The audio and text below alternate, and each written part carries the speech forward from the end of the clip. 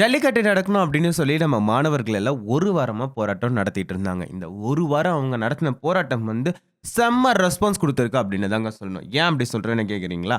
நாங்க பாட்டு எங்களோட போராட்டத்த நடத்துறோம். நீங்க பாட்டு உங்க வேலைய பாருங்க அப்படின்ற மாதிரி, அவங்க பாட்டு ஒரு இடத்துல உட்கார்ந்துட்டு ரொம்பவே அமைதியா போராட்டம் நடத்திட்டு இருந்தாங்க.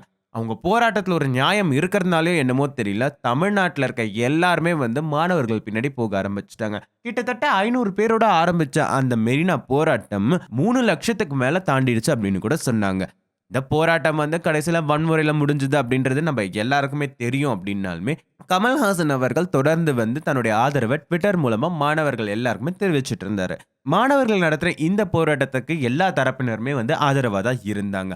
அது மட்டும் இல்லாம நடிகர்கள் எல்லாருமே வந்து ஆதரவு தெரிவிச்சு ஒரு நாள் உண்ணாவிரதம் இருக்கதாவும் சொன்னாங்க. உண்ணாவிரதம் இருந்த டைம்ல வந்து நம்ம கமல்ஹாசன் போயிட்டு ஒரு 1/2 அன் ஹவர்ல திரும்பியும் வந்துட்டாருன்னு வச்சுக்கோங்களேன். கமல்ஹாசனோட இந்த நடவடிக்கை வந்து சில பேருக்கு லைட்டா வருத்தமா இருந்தாலும், கமல்ஹாசன் போராட்டம் ஆரம்பம் முதலே வந்து மாணவர்கள் எல்லாருக்குமே வந்து தன்னோட கருத்துக்களையும், தன்னுடைய ஆதரவையும் வந்து தெரிவிச்சுட்டு இருந்தார் கமல்ஹாசன் ட்விட்டர் வழியா. மாணவர்களோட இந்த போராட்டத்துக்கு என்னோட ஃபுல் சப்போர்ட் இருக்கு அப்டின்னும் கமல்ஹாசன் சொல்லிட்டு இருந்தாரு. போராட்டம் முடிவு பெற்ற இந்த நிலையில நேத்து ஒரு பிரஸ் மீட்ட வச்சு ஜல்லிக்கட்ட பத்தி, மாணவர்களோட போராட்டத்த பத்தி, போலீஸோட தடியடிய பத்தி, பீட்டா அமைப்ப பத்தி எல்லாத்த பத்தியும் பேசின நம்ம கமல்ஹாசன் அவர்கள் நேத்து சாயந்தரமா வந்து மத்திய அமைச்சரான பொன் ராதாகிருஷ்ணன் அவர்கள சந்திச்சதா சொல்றாங்க. இவங்களோட சந்திப்புல வந்து தமிழகத்தோட தற்போதைய அரசியல் சூழ்நிலைய பத்தி பேசினதாவும் சொல்றாங்க.